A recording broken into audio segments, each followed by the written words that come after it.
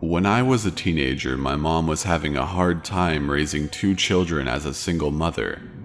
She wasn't working, but my brother was still a baby and he was keeping her up all through the night and was very colicky and always screaming.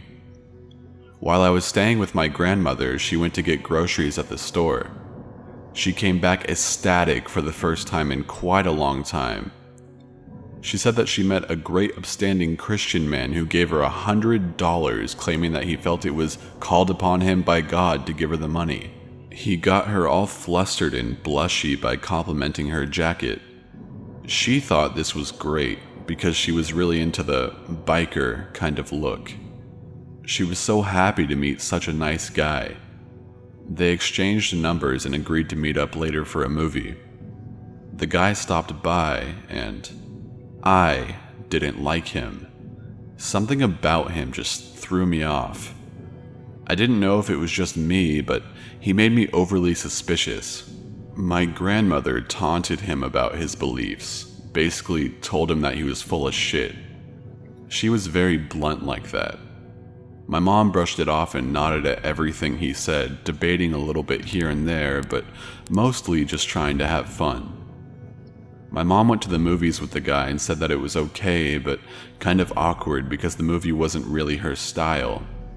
She said that she was going to have a few drinks with him at his house and would be back later on that same night. I had a sinking feeling in my stomach, as along with my grandma. I believed this guy was full of shit and was using being a man of God to disguise something worse. He made me really uncomfortable and was overly friendly. Not in a perverse way, but just in a creepy way. My mom came back a few hours later really freaked out. She said that when she got to the guy's house, he had a weird collection of women's leather jackets. Now, my mom loved leather jackets, but was a bit creeped out, so she asked him why he had so many. He claimed women would just leave them there and she could take any one of them she wanted. She was already wearing one. She politely declined, and I believe she said it was when he told her that he would go make her a drink in the kitchen. She jumped out the bathroom window and took off. We thought it would be over by then, but it wasn't. For weeks, he harassed her, leaving morbid and terrifying messages on her door and the car. He wrote threatening letters with crazy handwriting stating that she would be sent to hell and something else about being a vampire. Her or him, I can't remember. There was a lot of stuff about blood. She went to the police and the police said there wasn't anything they could do about the letter and didn't take it very seriously. She was terrified for weeks and eventually took off to another state for a little bit. We never saw him again, thankfully.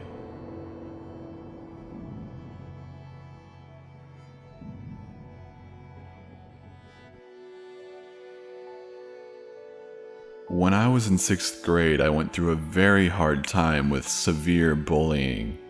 I was pretty quiet and shy.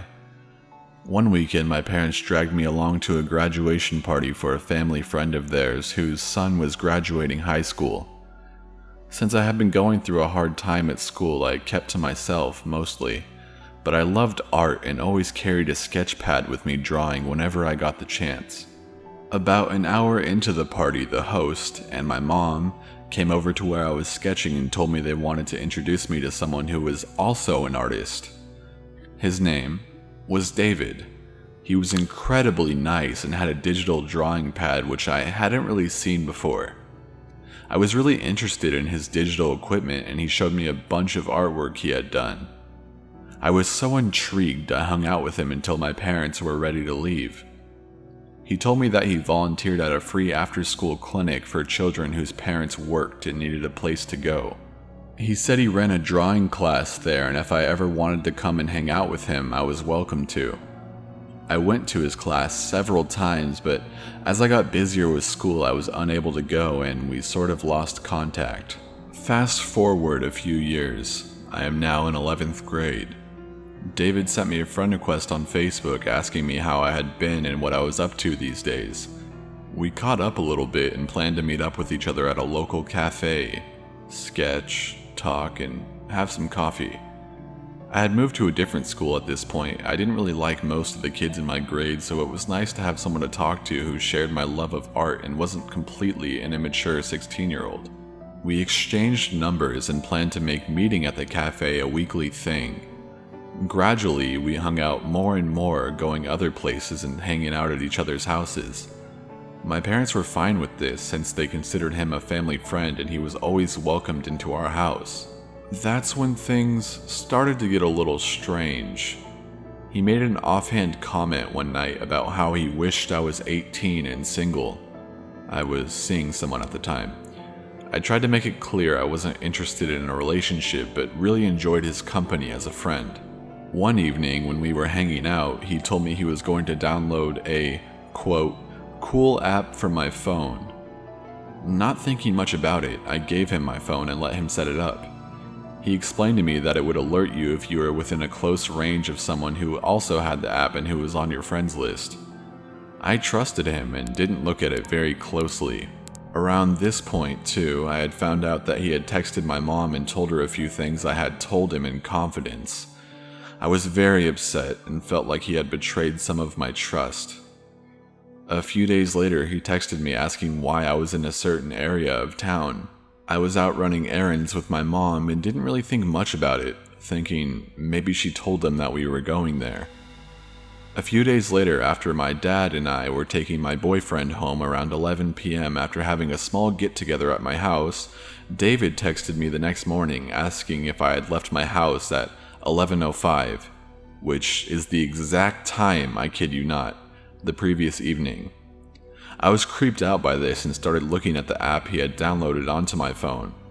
For those of you who wanted to know what the app was called, it's called Find Friends, no spaces. It was a little bit more than what he had originally told me. Not only did it alert you when you were close to another friend with the app, it showed your GPS location down to a general location of where you were. You could also set your friend's home and have it alert you anytime they left that location. When I found out all this information, I was so creeped out and deleted the app immediately. He then texted me to ask why I had gotten rid of it. I lied and said it was because none of my other friends used it and I didn't really like it. Not long after this, I was home alone and my mom had forgotten her cell phone on our counter when she had gone out shopping. And David had texted her a bunch of times. I opened the phone and read the text. He basically said I had told him some stuff about my boyfriend. None of what he said was true. It was 100% made up. And he said he was worried for me being in such an unhealthy relationship. That was the last straw. Not only was he being a creeper, but he was lying to my mom, trying to get her to break me and my boyfriend up so he could have a chance with me. I flipped shit on him and told him he could never contact me again. After I cut off communication with him, I found out he was 32, and I was 16 at the time. I told my mom, and to this day, she still says that I overreacted and remains on friendly terms with David. A few months ago, he contacted me saying he was sorry for whatever he did to offend me and that he was now living in California. If I ever wanted to come stay with him, he would be more than happy to have me. I told him to go fuck himself. If you stuck around for that whole story, thank you. Retelling it was therapeutic for me. I know I was very naive, but I have learned a lot from this experience.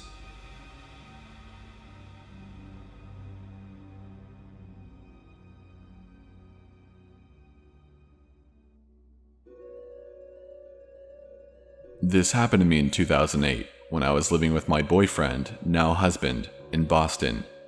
When the economy tanked, I was one of the folks that got laid off, so I was spending a lot of time at home alone during the day. At one point, I remember my boyfriend telling me that a couple guys had been reported in the neighborhood posing as utilities workers. They'd apparently knock on residents' doors saying that they needed to be let in to read the meter or whatever. And while one kept the occupant distracted, the other would rob the place. I didn't think much of it. It was Boston after all, stuff happens. One afternoon while my boyfriend was at work, someone knocked on my door. Looking back, I really shouldn't have opened it, but I did. A guy stood there in jeans, a tank top, and an orange reflective vest. "I'm from the gas company," he said. "I need to come in and read your meter in the basement." For some reason, I thought of the story that my boyfriend had told me weeks earlier. Alarm bells began to go off. I looked at him more closely. The car he had parked in front of my house was a white, unmarked sedan. I didn't see any clipboard in his hands. He hadn't even said which gas company he was from. Did we even have a meter in the basement? I didn't know. We rented and the basement was full of spiders. I never went down there. "Can you hold on just a second?" I asked. "Sure." I closed the door, locked it, and called my boyfriend, telling him what was going on. "I'm calling the cops," I told him. "Do it," he replied. Dispatch told me that they'd send an officer. All of this had only taken a minute, but when I looked out the window, the gas man had disappeared from my porch. The white sedan was nowhere to be seen either. I stepped outside to wait for the police. A police cruiser eventually rolled up. I waved, but it drove slowly past me and kept going. My heart sank as I watched it disappear around the corner. I was still shaking my head when the gas man pulled up to the curb in his white car again. I should have booked it back inside immediately, but I was angry now and apparently an idiot. He leaned out the window. He looked furious. "You called the cops on me," he accused. "Hell yes," I shot back. "I don't know who the fuck you are. Do you want me to go find the cop and talk to him?" I didn't care. I just wanted him gone, so I said yes. Then I had a moment of common sense and ran back inside, locking the door behind me as he drove off. I never saw him again, and until we moved out 2 years later, the gas company never sent anyone requesting access to our basement. To this day, I'm pretty sure he had absolutely no affiliation with any company and was posing as a guy reading meters to gain access to my house. Here's what scares me the most, though. The reports I had heard about this scam usually involved 2 men intent on robbery. Why was this guy trying to get inside alone? If he wanted to rob me, wouldn't he need his buddy to distract me? What exactly did he want this time? I don't want to know.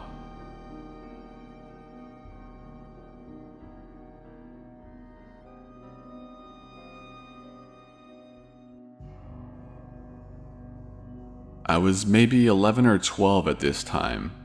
My mother used to always send my little brother with me wherever I went to try and get him out of the house. We didn't always get along the best, but when we did, we usually had fun together. It was the middle of the summer and we decided we would walk to a shop to get a cold drink, because it was really, really warm outside. The shop was literally a 10-minute walk, so my mother never minded us going. We were about halfway there when we noticed this old woman, maybe in her early 70s, shuffling across the footpath in an all-black gown. She had such a bleak, non-emotional face that was quite unsettling. I didn't take much more notice as we continued to walk, and that's when my little brother stupidly decided to shout across the road to her. "Hey, are you a witch?" I angrily hit him and said, "What the hell are you doing?" And then I looked across to try and apologize to the lady. She still had her back turned when I said, "Hey, I'm really sorry about that," still feeling annoyed at my brother's stupid actions, and left, red-faced. The woman said nothing as she slowly turned around to face us. My heart sunk into my chest as she gave me and my brother a really chilling and threatening look. She was then staring at my brother as if her eyes were peering into his soul. I don't know what it was, but something about the look she was giving us completely terrified me and my brother, who was also starting to shake at this point. The woman, still saying nothing, just continued to stand there staring with that horrible, creepy look on her face I won't ever be able to forget. I grabbed my brother's arm and walked on as he kept looking back and continued saying, "She's still looking, Alex. She's still looking."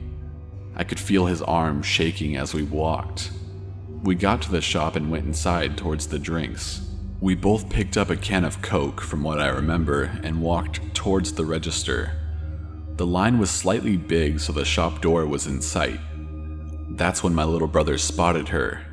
She was pacing up and down outside the shop, appearing to be mumbling words while she repeatedly looked into the shop, staring at us once again.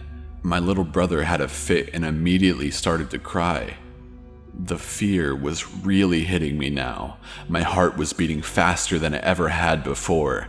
Clearly the woman had been angry about this stupid remark, but surely this was way too far. What did she want? I tried to calm my brother down and told him that we should walk down the aisles and wait a few minutes in the hopes that she would leave. But she didn't. She was now standing right at the door, making strange hand signals towards us and still muttering words. This was way too much for me. I ran to tell the manager of the store, who was quick to walk outside the shop and tell the woman to leave. Still scared, which the manager could easily notice as we both still shook there, kindly offered to walk us home.